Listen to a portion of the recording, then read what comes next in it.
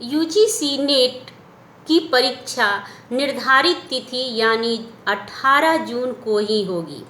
आज हम देखेंगे शोध की तीसरी पद्धति जिसे प्रयोगात्मक शोध विधि यानी एक्सपेरिमेंटल रिसर्च मेथड कहते हैं। प्रयोगात्मक शोध विधि में शोधकर्ता जो है सदैव नए नए तथ्यों का खोज करता रहता है तथा स्वतंत्र चर एवं आश्रित चर के मध्य कार्य कारण संबंधों का अध्ययन करता है।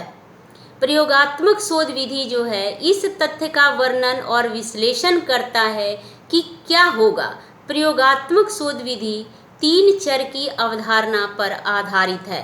पहला है स्वतंत्र चर जिसे इंडिपेंडेंट वेरिएबल कहा जाता है।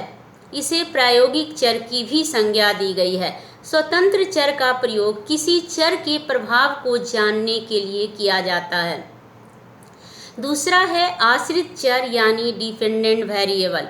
स्वतंत्र चर में जब कोई परिवर्तन या जोड़ तोड़ के बाद उसका प्रभाव जिस चर पर पड़ता है उसे आश्रित चर यानी डिपेंडेंट वेरिएबल कहते हैं। तीसरा है बाह्य चर जिसे एक्सट्रानेउस वेरिएबल कहते हैं। ऐसा चर जिनका अध्ययन प्रयोगकर्ता अपने परीक्षण में नहीं करता है वह बाह्य चर कहलाता है। इसके बाद है प्रयोगात्मक शोध विधि के स्टेप। प्रयोगात्मक शोध विधि के स्टेप यानी चरण क्या क्या हैं। प्रयोगात्मक शोध विधि के कई स्टेप हैं जिसमें सबसे पहला स्टेप जो है समस्या का चयन एवं उसका परिभाषीकरण है। तत्पश्चात जिस समस्या का चयन किया गया है उस समस्या का पहचान करना है। उसके बाद उससे संबंधित परिकल्पनाओं का निर्माण करना।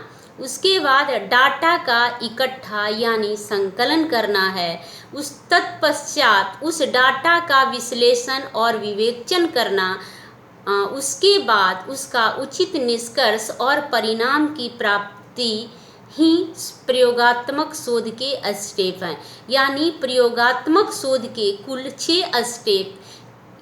पहला है समस्या का चयन, उसके बाद उस समस्या का पहचान, उसके बाद उससे संबंधित परिकल्पना का निर्माण करना, उसके बाद डाटा का इकट्ठा करना, उसके बाद प्रदत्त का विश्लेषण यानी डाटा का विश्लेषण और विवेचन, उसके बाद उसके निष्कर्ष पर पहुंचना। Thank you.